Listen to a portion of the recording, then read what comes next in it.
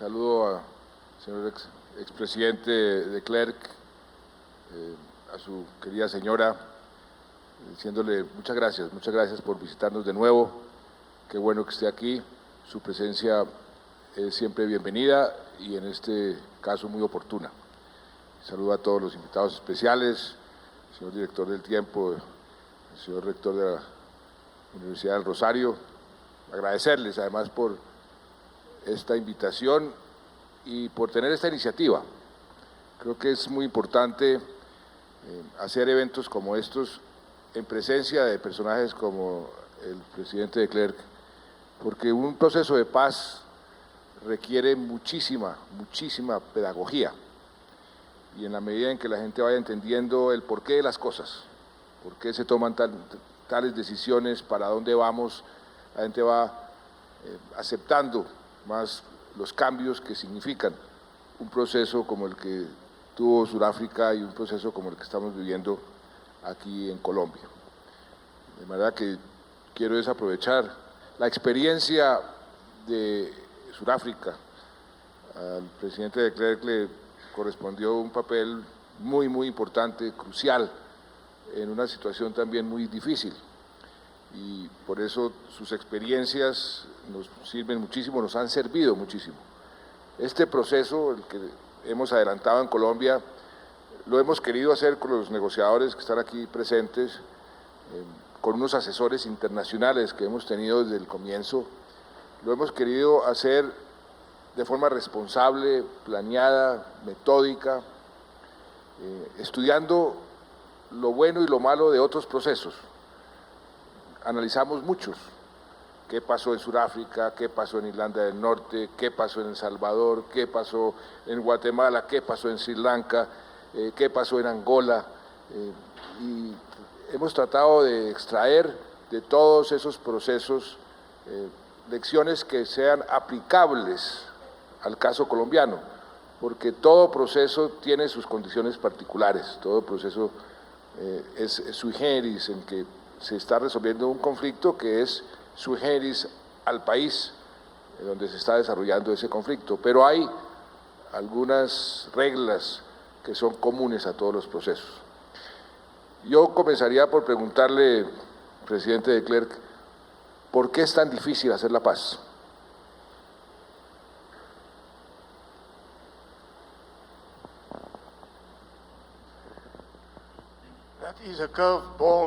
Esa es una curva en el béisbol, como dicen. Hay que reflexionar profundamente. Yo creo que es difícil hacer la paz porque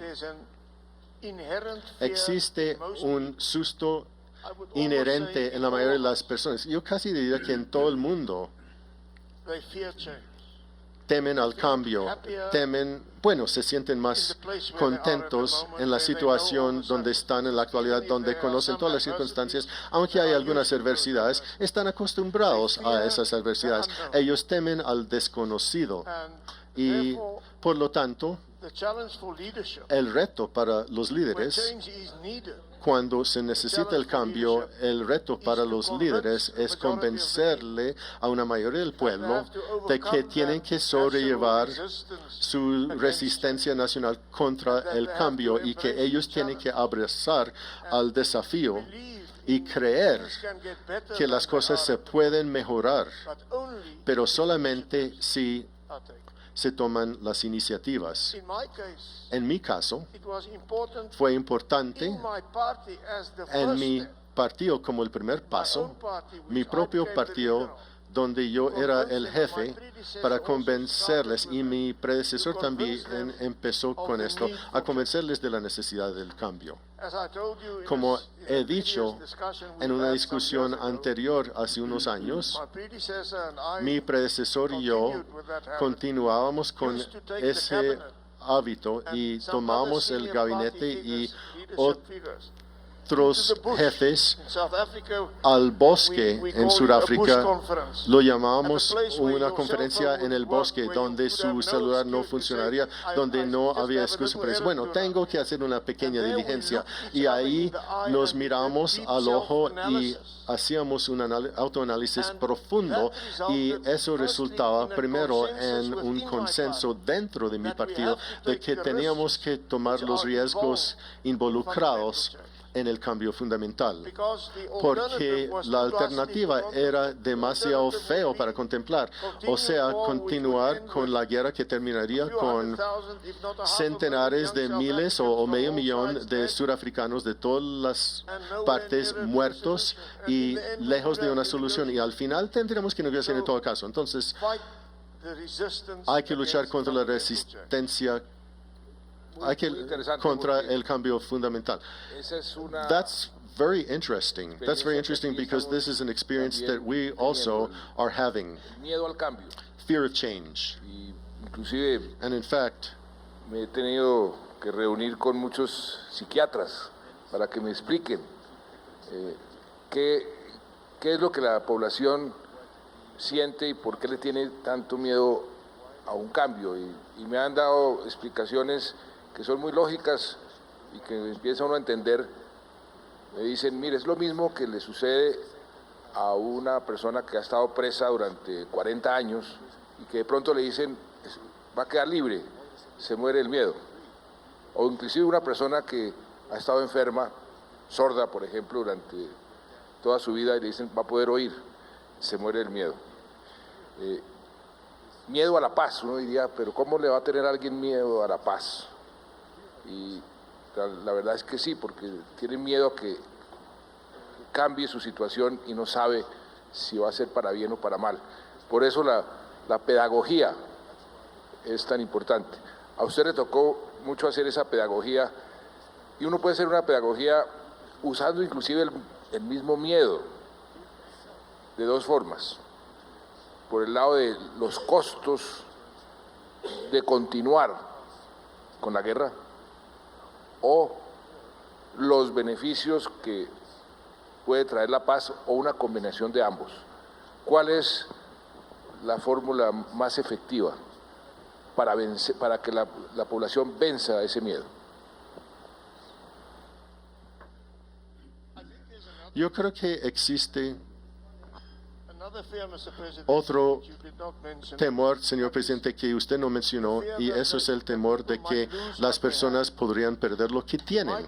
En mi caso, yo tenía que convencer a los blancos, quienes tuvieron todos los poderes de Sudáfrica en sus manos, y ellos tenían que entregar ellos.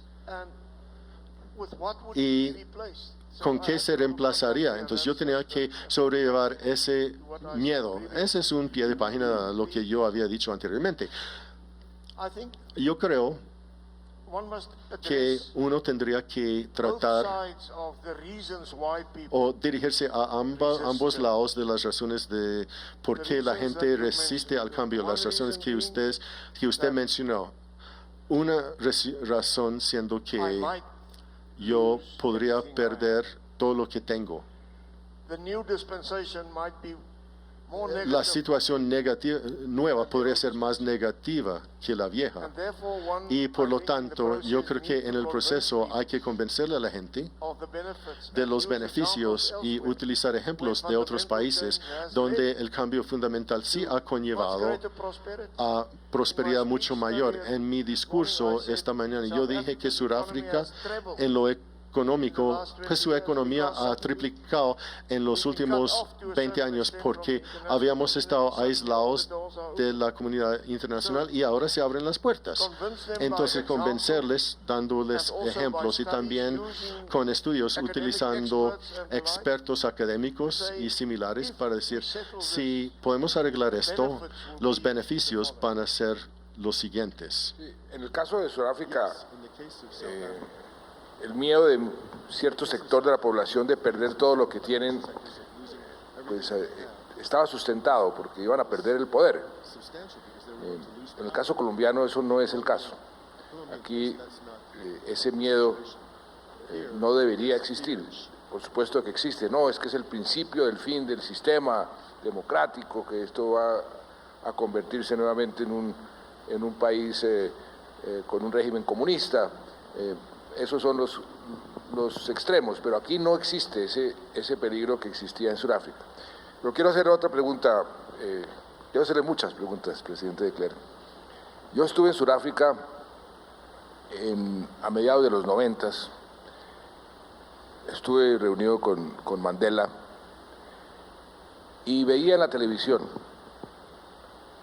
esos juicios que transmitieron públicamente y los encuentros entre las víctimas y los victimarios. A mí me impresionó muchísimo esos episodios, me quedó marcado en el corazón porque me quedaba en la televisión viendo esa experiencia, una experiencia realmente inimaginable. Y después leí con mucho detenimiento que eso sirvió muchísimo para reconciliar y que saliera la verdad y que las víctimas se enfrentaran a los victimarios pidiendo perdón, reconociendo, las víctimas identificando, que eso fue un proceso que ayudó muchísimo a cicatrizar las heridas. Cuénteme un poco su visión sobre esa parte de la reconciliación a través de la verdad y de enfrentar las víctimas con los victimarios. Having the victims face the victimizers. Señor presidente, yo he tratado extensivamente en mi discurso esta mañana con nuestra Comisión de Verdad y Reconciliación. Tengo algunos críticos en cuanto a eso, pero yo sí dije que trabajaban bien y su mejor trabajo era lo que usted acaba de referirse, o sea, tratar con las solicitudes para la amnistía, en reunir los autores de violaciones de derechos humanos y las víctimas o las familias de las víctimas, porque muchas de las víctimas se murieron porque esas violaciones de derechos humanos conllevó a la muerte de algunas víctimas, pero se involucraban los familiares. En muchos casos conllevó a una especie de perdón. Era muy conmovedor, estoy de acuerdo con usted. Nosotros también estuvimos muy conmovidos por la emoción, por la magnanimidad de algunas de las víctimas al decir, bueno, ya que han dicho la verdad total sobre lo que pasó, puedo tener un cierre y yo le perdono. Yo creo que es un proceso muy bueno. En nuestro caso, estaba descontento con el hecho de que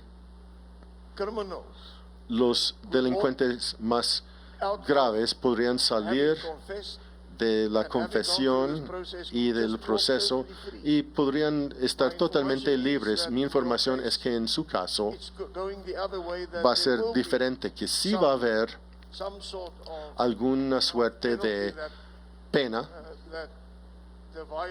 que los que violaron a los derechos humanos tendrían que pagar. Y yo estaba a favor de esto cuando negociábamos, pero el CNA y Nelson Mandela insistieron que no van a haber más negociaciones a no ser que todos, a pesar de la violencia y del crimen, deberían estar totalmente libres. Ese es un punto importante. Y una diferencia fundamental entre no solamente el proceso de Sudáfrica, sino en todos los demás procesos.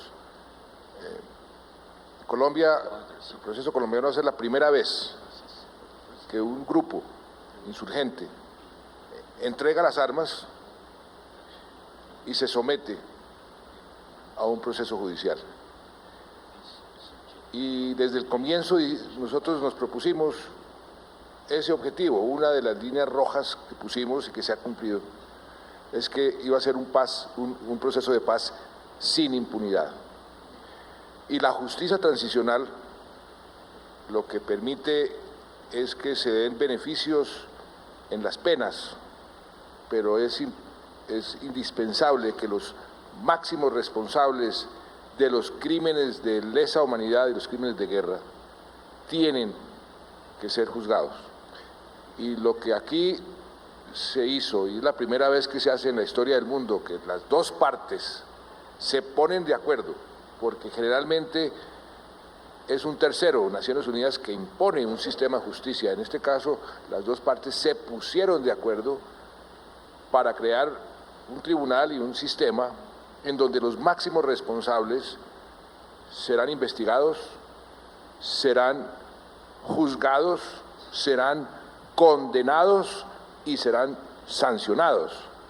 La sanción comienza entonces a ser el foco de interrogantes. Bueno, ¿qué tipo de sanción? Entonces, la justicia transicional dice, la sanción puede ser de diferente tipo, puede ser restaurativa, reparativa o punitiva. Y lo que nosotros acogimos fue una combinación de los tres. Tendrá quedó expreso una restricción efectiva de la libertad, no es que van a tener que estar en un sitio controlado, no pueden irse a dormir a Cartagena, no pueden irse fuera de ese sitio sin un permiso y durante toda la pena tienen que estar en ese sitio restrictivo de la libertad, más tienen que, como hacen mucho en Estados Unidos, las obras sociales reparativas y restaurativas. Entonces, ese fue el esquema que nosotros diseñamos, que supera, yo diría que con creces, y así lo han venido diciendo varios expertos internacionales, porque esto es nuevo, supera los estándares internacionales, los estándares, por ejemplo, de la Corte Penal Internacional, los estándares de la Corte Interamericana de Derechos Humanos, que son, en cierta forma, las dos cortes que a Colombia más le interesan desde el punto de vista internacional. Los defensores de los derechos humanos tienen una controversia, pero la gran mayoría dice ese sistema satisface desde la perspectiva de los defensores de los derechos humanos lo que nosotros creemos que debe hacerse, sobre todo para que no se repitan. Es que muchas veces a la gente se le olvida, la mayor fábrica de víctimas es una guerra y el mejor paso, el más eficaz que puede tomar cualquier nación para defender los derechos humanos es para las guerras. Y eso es lo que el mismo Tratado de Roma se creó para ese fin, para facilitar la transición de una guerra a una paz, respetando unos estándares mínimos. Y eso es lo que nosotros hemos querido hacer y en cierta forma haciendo camino al andar, porque no hay ejemplo de un país, ustedes por ejemplo no se sometieron al Tratado de Roma, nosotros sí, somos parte, entonces teníamos que tener muy en cuenta cada paso, varios parámetros que teníamos que ir cumpliendo en este proceso.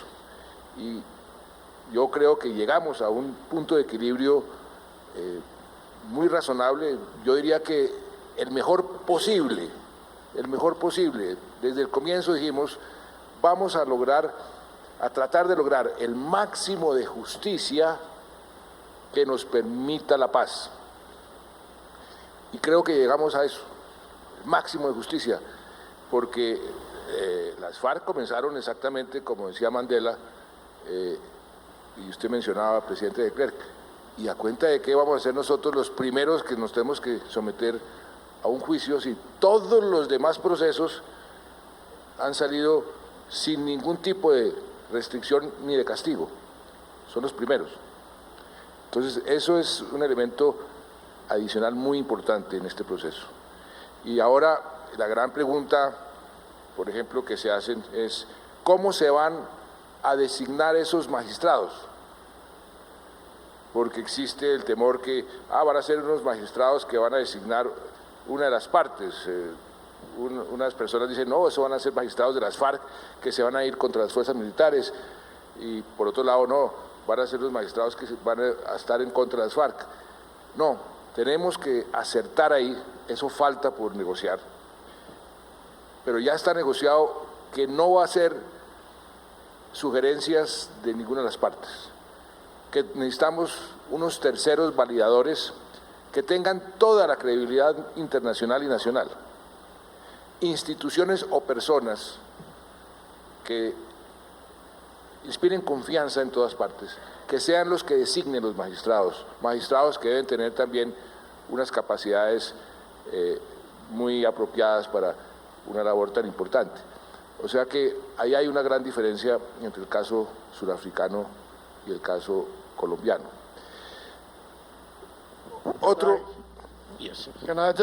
Sí, puedo agregar algo. Creo que ustedes van en la ruta correcta y tienen razón en distinguir entre su situación y la nuestra. En nuestra situación, por ejemplo, Nelson Mandela lideraba un movimiento que representaba la mayoría de los negros y su causa a lo largo de los años tenía el apoyo de toda la comunidad internacional y representaba a personas que sufrieron y que fueron víctimas de discriminaciones y que no disfrutaban derechos políticos ni de otra índole. Entonces, la situación ética era completamente diferente en Sudáfrica, a diferencia de Colombia. Entonces creo que es sabio obtener la participación internacional, en su caso también en el proceso de asegurarse de que aquellos que tienen que juzgar y que quien debe establecer las sanciones o restricciones debe tener un alto grado de confiabilidad, y creo que su propuesta tiene razón. Presidente de Klerk, usted tomó una decisión que fue audaz, arriesgada, pero que la consideró la correcta, lo que tenía que hacer, y fue someterse a un referendo. Nosotros estamos en una situación parecida, no igual, pero parecida. Desde el comienzo, yo dije también, para darle tranquilidad a la gente, cualquier decisión, cualquier acuerdo a que lleguemos, no será el presidente de la República, será el pueblo colombiano quien tendrá la última palabra. Y me comprometí desde el comienzo a someter los acuerdos a que lleguemos a un sistema de refrendación. El pueblo diga sí o no. Se ha desarrollado una discusión pues, muy larga sobre el sistema idóneo de refrendación, y hemos llegado a lo que yo considero es el único posible, que es a través de un plebiscito. Aquí se ha dicho que eso debería ser por referendo, pero un referendo, ya hay una diferencia entre un referendo y un plebiscito. El referendo tiene que someter cada pregunta por una cuestión interna de nuestras cortes a referendo, entonces tendríamos que someter todo el tratado, y eso sería imposible. Entonces el plebiscito lo que va a decir es sí o no. Las FARC todavía no han aceptado eso porque todavía creen que hay posibilidades de una asamblea constituyente. Se les ha dicho en todas las formas y se les seguirá diciendo que la asamblea constituyente no es un camino para refrendar un acuerdo, porque lo primero que una asamblea constituyente puede hacer es borrar todos los acuerdos a que se han llegado y comenzar a negociar un acuerdo nuevo. O sea, eso no es un sistema de refrendación. Ellos, por supuesto, lo que buscan es hacer su revolución a través de una asamblea constituyente, y por eso nosotros hemos dicho que por esa asamblea constituyente no es el sistema de refrendación, y que lo único que hay es un plebiscito. En este momento el plebiscito, la forma del plebiscito está en manos de la Corte Constitucional, y la Corte yo espero que diga que sí, que dé el visto bueno, y cuando lleguemos a los acuerdos, entonces el presidente de la República tiene la facultad de convocar el plebiscito. Yo estoy absolutamente convencido que al final el pueblo colombiano va a apoyar en forma muy mayoritaria ese plebiscito, porque la alternativa es continuar la guerra 20 o 30 años. Usted tuvo dificultades en su referendo, ¿por qué no me da consejos? sobre cómo manejar esa situación y usted cómo hizo para ganar ese referendo y cuáles fueron las dificultades y los desafíos que tuvo.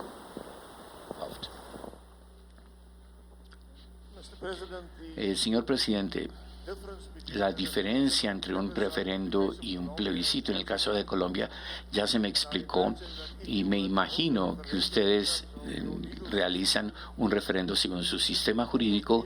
Sería como un libro de preguntas que los votantes tendrían que contestar. Creo que la única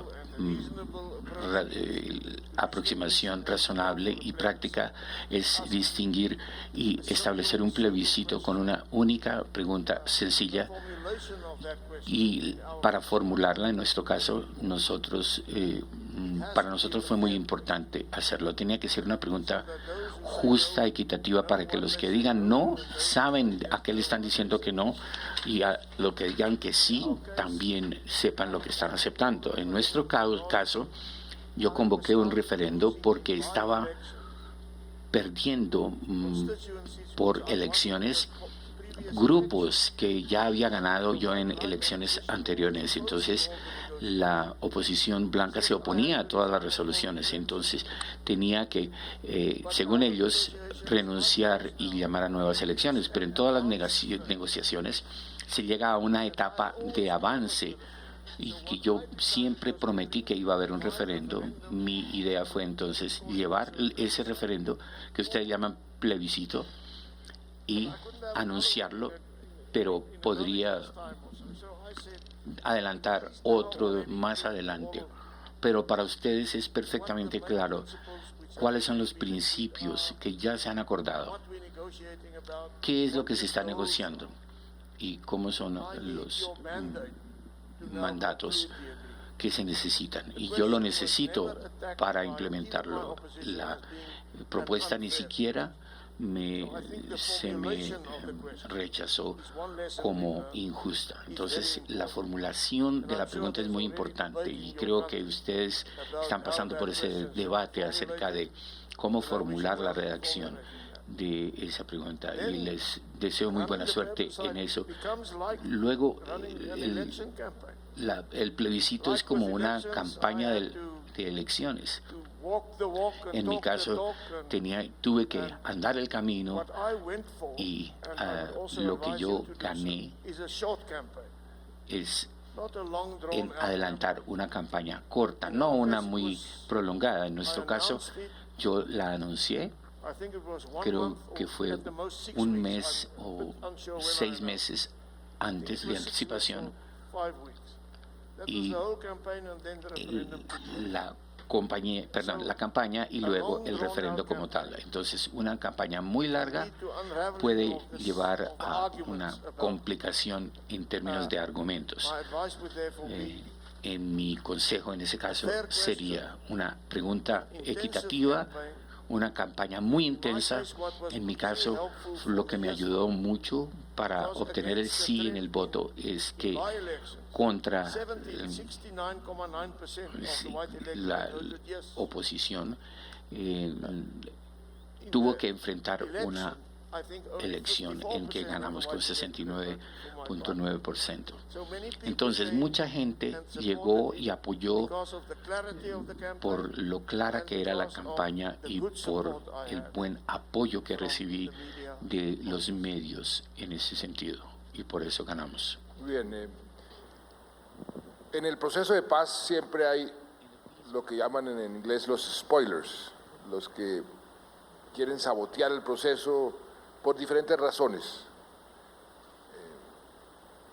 Hay unos que están en contra porque realmente creen que se puede ganar militarmente y que no vale la pena sentarse a negociar. Hay diferentes intereses, pero siempre existen en todo proceso de paz.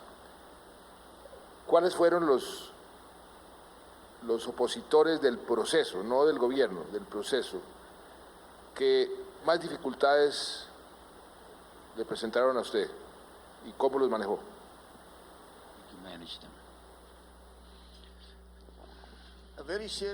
Un problema muy serio que enfrentamos fue que en nuestra estructura de defensa y policía, en nuestras fuerzas de seguridad, había elementos que sabotearon contra mis instrucciones, continuaron con actividades utilizando fondos secretos que tenían del régimen anterior para fomentar el conflicto y para promover y para sabotear el proceso de paz.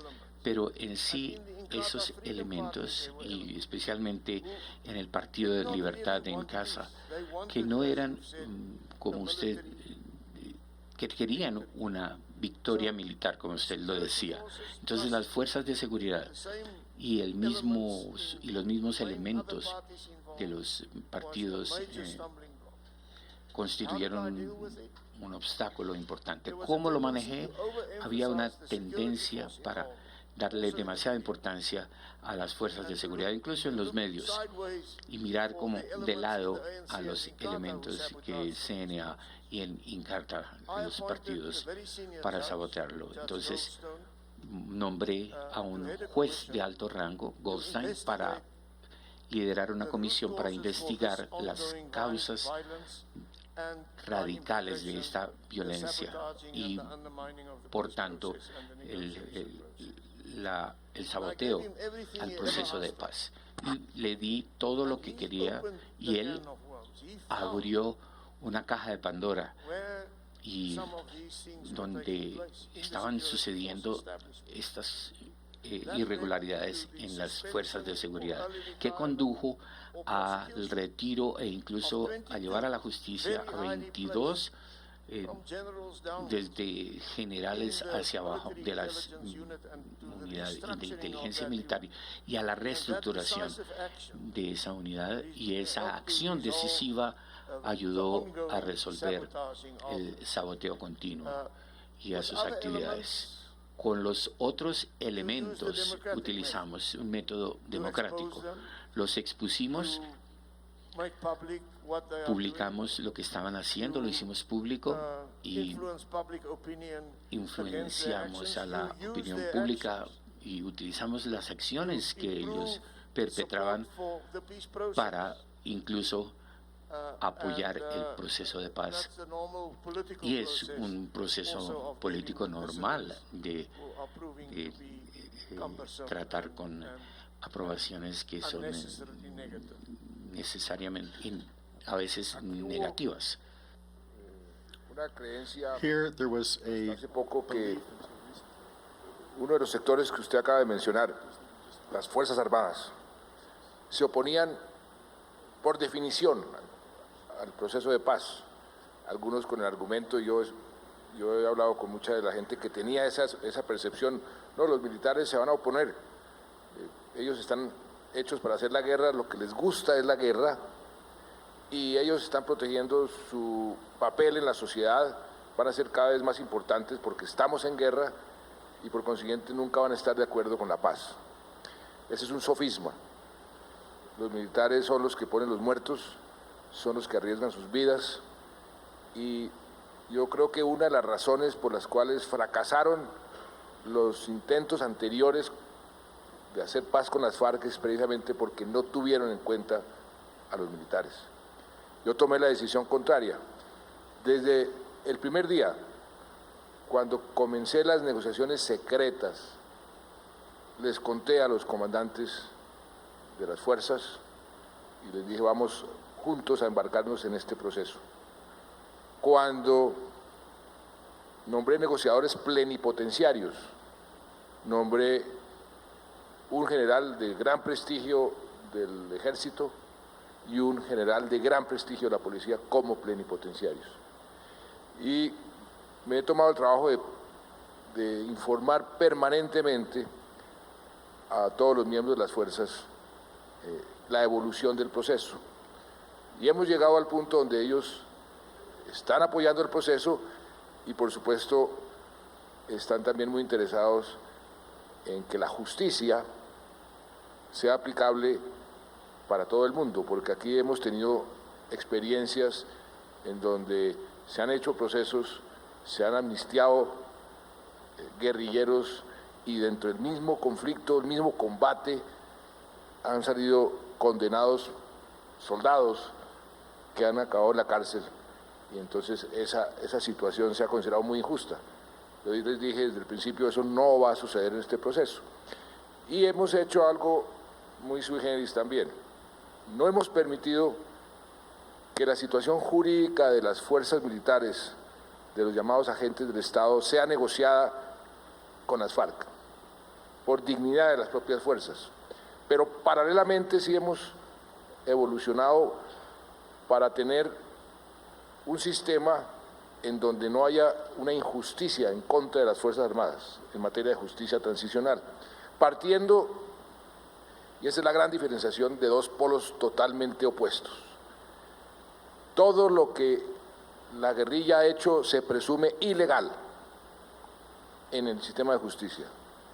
En cambio, como debe ser, toda acción militar que ha hecho nuestras Fuerzas Armadas se presume legal.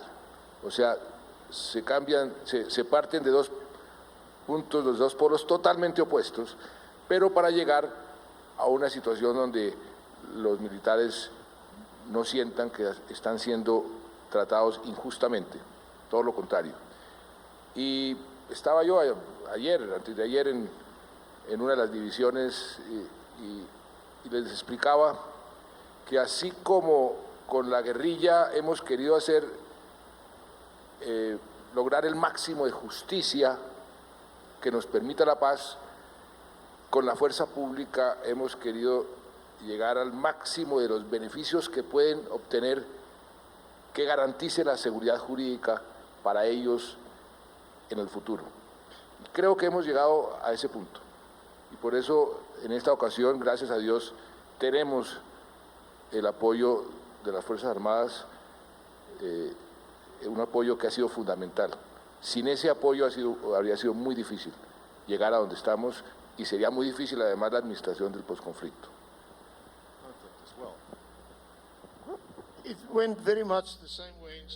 Era muy similar la situación en Sudáfrica.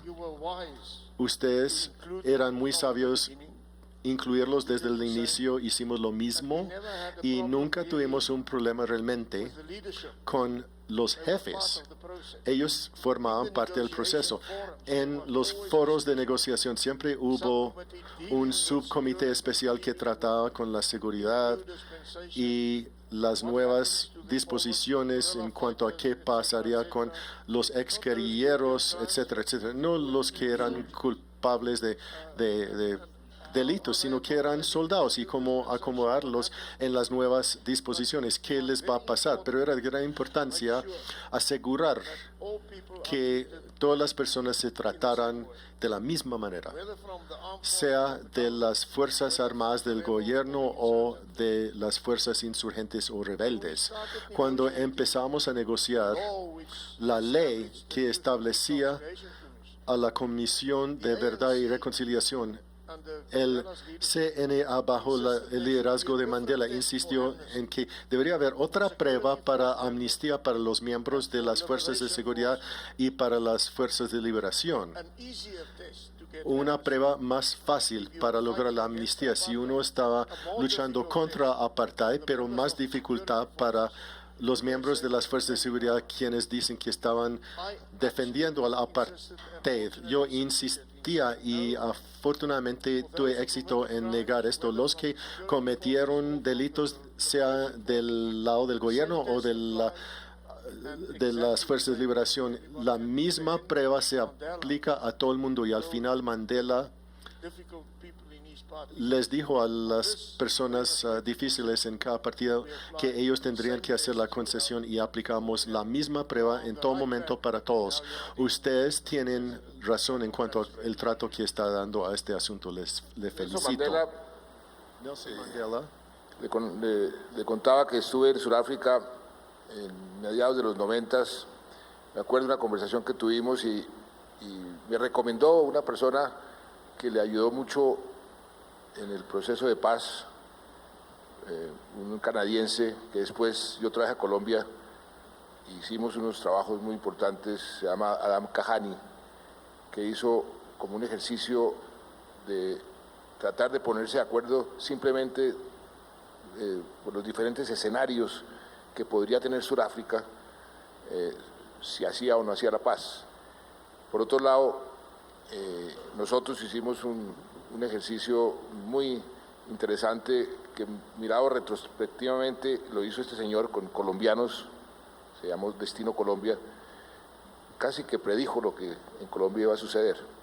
Pero recuerdo en esa conversación con Nelson Mandela que decía siempre, en una negociación no hay que pararle bolas a todo lo que se dice alrededor, sino a lo que se acuerde en la mesa. Y esa es una recomendación sabia. ¿Por qué hay tanta desinformación en torno a un proceso de paz? Ustedes lo tuvieron también. ¿Por qué? ¿Por qué hay tanta desinformación? Y a veces uno no puede explicar lo que estaban haciendo en la mesa de negociación, entonces la falta de explicación alimenta esa desinformación. ¿A ustedes les pasó eso? ¿Cómo hace uno para manejar eso? Deal with this. Indudablemente en una negociación existe elementos externos y a veces elementos interiores al proceso de negociación ocasionalmente, quienes tienen agendas personales y específicas, y ellos utilizan inter alia esta información como un método para avanzar su agenda particular. Mandela tenía razón al final. Si se llegara a un acuerdo, el consenso viene antes del acuerdo. Si se llega a un consenso, entonces el acuerdo se vuelve el elemento importante y no lo que se ha dicho alrededor del proceso de llegar a ese acuerdo. Tuvimos una fórmula única porque nuestras negociaciones no eran entre el gobierno y el CNA, sino que era incluyente. Todos los partidos de oposición dentro y fuera del Parlamento estuvieron presentes. Yo creo que no me acuerdo del número con la edad, pues se me olvidan los números y los nombres, pero creo que eran alrededor de 34 partidos involucrados. Pero por supuesto, los partidos más importantes eran el gobierno y el CNA y Inkatha, a cierto modo, y hubo un amplio consenso de que si esos partidos más pequeños se mostraban demasiado problemáticos, entonces un consenso suficiente sería si el gobierno, el CNA y Inkatha estuvieran de acuerdo sin un consenso total, entonces eso se registraría como el consenso obtenido. Entonces, hasta cierto punto, los elementos menores que podrían ser una obstrucción y que tuvieron la oportunidad para influir a las decisiones, pero no pudieron convencer a los jugadores más importantes, tenían que aceptar la decisión de los actores principales. El consenso.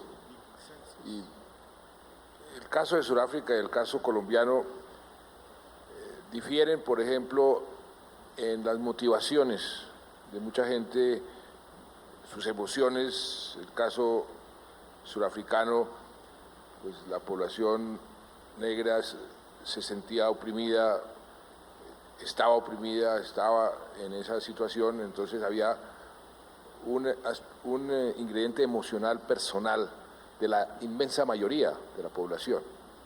En el caso nuestro es diferente.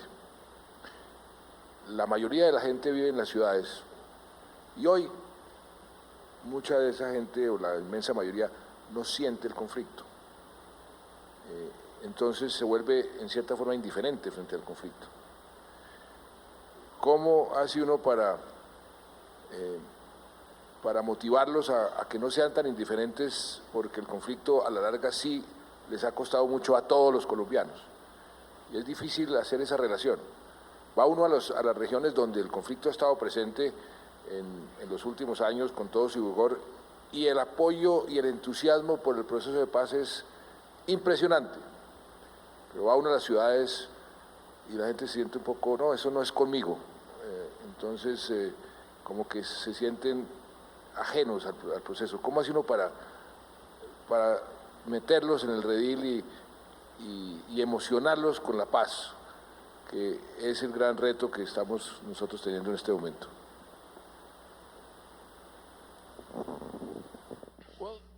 Pues la gente, por lo tanto, son indiferentes, pero pueden ser indiferentes por diferentes razones. Entonces, se necesita todo un canasto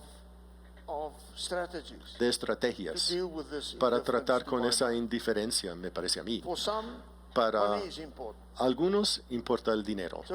Entonces hay que calcular lo que se puede economizar en el presupuesto si se firmara los acuerdos de paz. ¿Qué se puede economizar, por ejemplo, en cuanto a la fuerza pública? Porque pueden haber disminución de los gastos. ¿Cómo eso puede afectar a sus bolsillos? La paz trae en el campo económico ventajas para todo el mundo.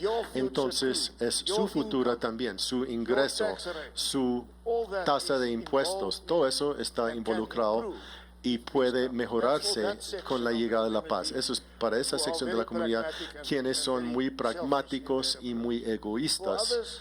Para otros, uno tiene que, según mi concepto, hablar de ética y derechos humanos y decir, bueno, aunque ustedes están bien, sus hermanos y hermanas en ciertas regiones no están bien. ¿Y cómo se puede quitar la vista mientras ellos siguen sufriendo? O sea, utilizar el enfoque moral y ético, o sea, analizar para mí siempre la manera para tratar con un problema. Quizás era porque a mí me capacitaron y yo practiqué como abogado. Es primero analizar y encontrar las causas de raíz para algo que uno quiere cambiar y luego desarrollar una estrategia para cada una de las causas raíz involucradas. Hay otra gran diferencia entre Sudáfrica y Colombia. En Sudáfrica los, pongámoslo entre comillas, insurgentes, la gran mayoría de la población. Aquí los insurgentes, el 95% de la población los rechaza. Las FARC han cometido todo tipo de atrocidades durante décadas y no gozan de popularidad. Este ejercicio todo se resume en tratar de que esta gente deje las armas y siga sus ideales políticos, pero por las vías democráticas y legales, sin violencia. A eso se reduce todo este proceso. Pero encuentra uno un gran rechazo de la gente para que las FARC, por ejemplo, participen en política, para que puedan tener un protagonismo. Uno les pregunta a ustedes, al común de la gente, ¿usted piensa que las FARC debería participar en política y convertirse en un partido político? La gente dice no, por ese rechazo que hay tradicional. Entonces, ahí lo que hemos visto es los diferentes elementos de un proceso como estos. Darle beneficios jurídicos a las FARC en lugar de condenarlos a 50, 60 años de cárcel, pues se le va a condenar a 8 años de cárcel. Eso tiene el rechazo de la gente no le gusta eso. Que van a convertirse en partido político, que van a participar en el Congreso, la gente no le gusta. Lo que hemos visto también es una contradicción, porque uno les dice, pero si hay todo esto y esta es la paz, con los beneficios que trae la paz o los costos de continuar la guerra, la gente ahí sí lo acepta como paquete. ¿Cuáles fueron esos puntos que fueron tan sensibles en el proceso de Sudáfrica que ustedes tuvieron que vencer en materia de rechazo de la opinión pública y cómo los vencieron?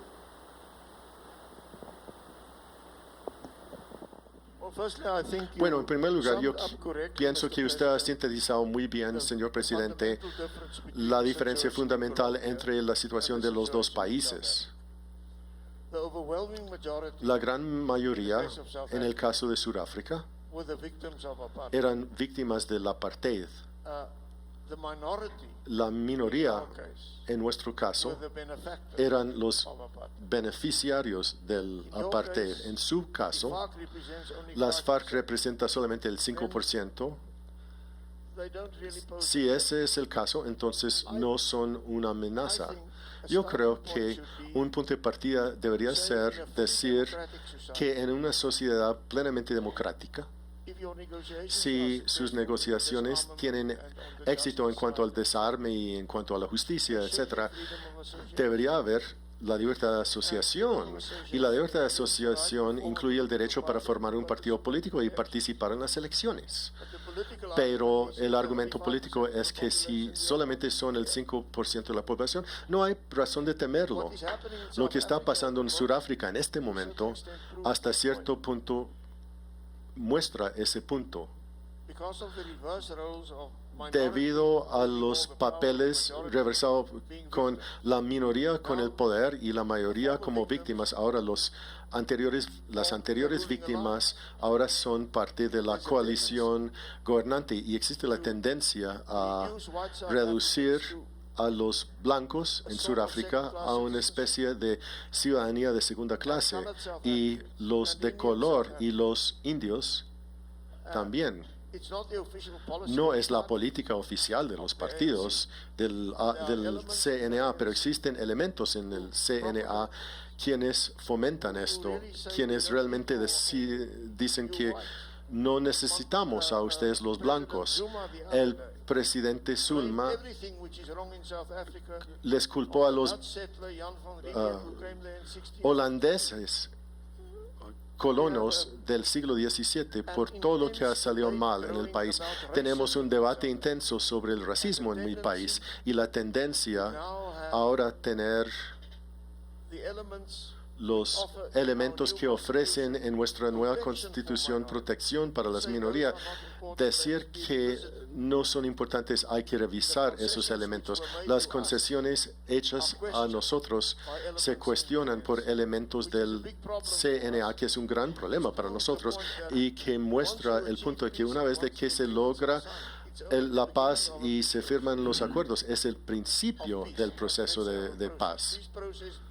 Bueno, el proceso de paz le conlleva a una situación donde uno dice, bueno, ahora vamos a empezar con la paz de verdad, pero se puede equivocar nuevamente y hay que alimentarlo como si fuera una planta hasta que el árbol puede florecer y no puede ser víctima a un huracán.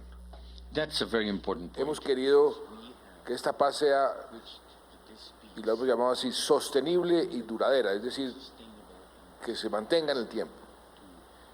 Y hemos querido sembrar esas semillas para que sea sostenible y duradera. Y esa es una de las razones por las cuales pusimos las víctimas en el centro de la solución del conflicto, que es el primer caso también en el mundo donde se ponen a las víctimas en el centro de la solución del conflicto.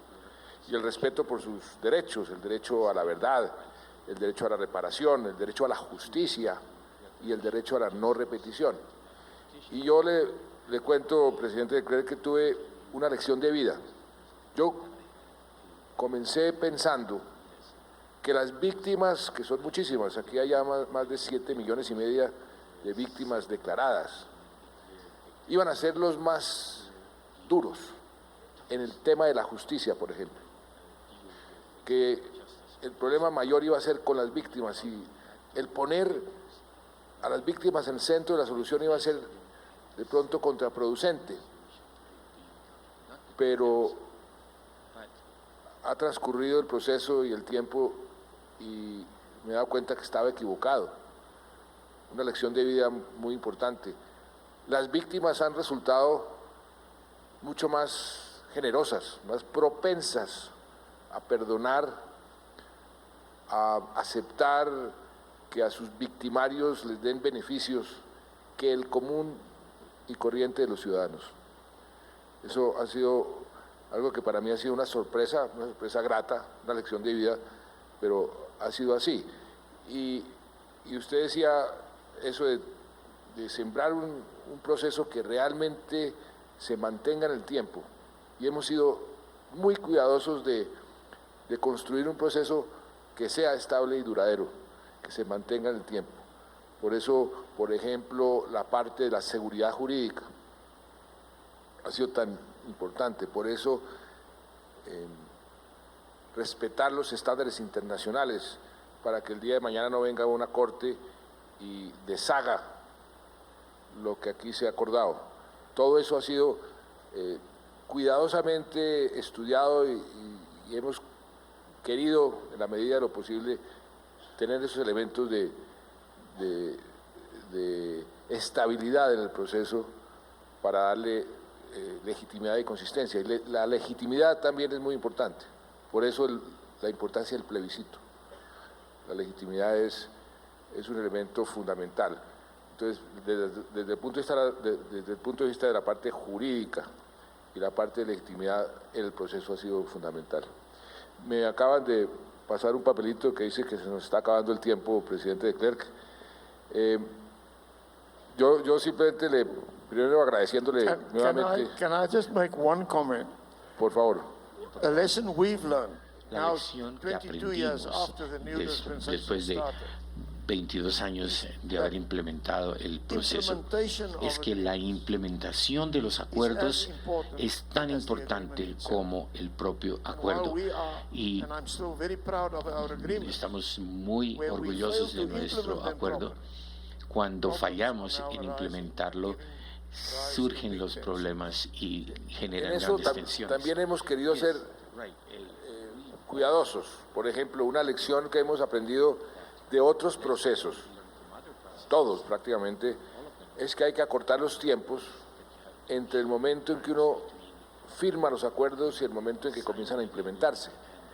Por eso, por ejemplo, estamos en este momento discutiendo unas leyes y unas reformas constitucionales que nos permitan acortar los tiempos para aprobar las reformas constitucionales y las leyes que permitan la implementación de los acuerdos. Porque si uno deja demasiado tiempo, es un tiempo donde hay mucha desconfianza y si la gente no comienza a ver que se están cumpliendo, comienzan los problemas. Ese ha sido una constante en todos los acuerdos y por eso hemos querido acortar al máximo los tiempos. Esa es una gran lección. La implementación de los acuerdos, ahí también yo diría que ese es el otro 50% del trabajo. El primer 50% es llegar a unos acuerdos y el otro 50% es implementarlos. Y hemos también entendido que la paz, en el caso colombiano,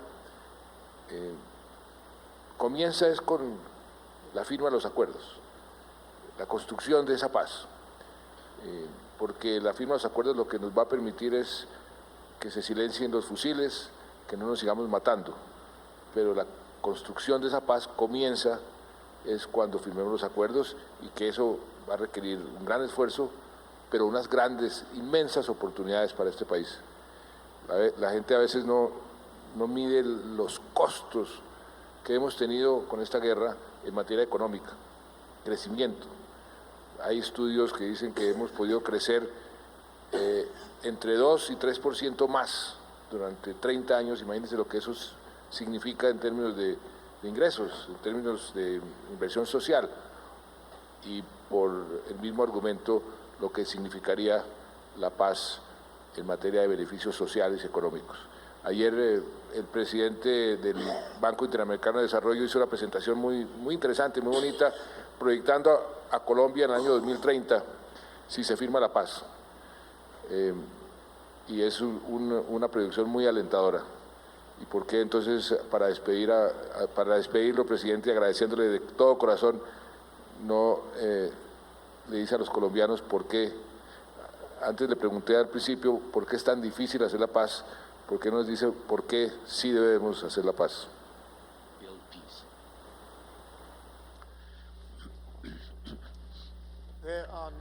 No hay ningún beneficio que deje la guerra ni la violencia. La paz sienta los cimientos para que cada colombiano joven y de todo país, para cada joven pueda llegar a realizar su potencial completo. La paz mejora las relaciones con otros países. Los beneficios de la paz son indiscutibles y los aspectos negativos de la guerra y del conflicto son también indiscutibles. Les deseo lo mejor y en consolidar los acuerdos que están adelantando y en encontrar esa paz que han buscado por tanto tiempo, y le deseo lo mejor en la implementación en los años que vienen en el postconflicto para hacer que esa paz adquiera raíces muy profundas que nunca sean destructibles.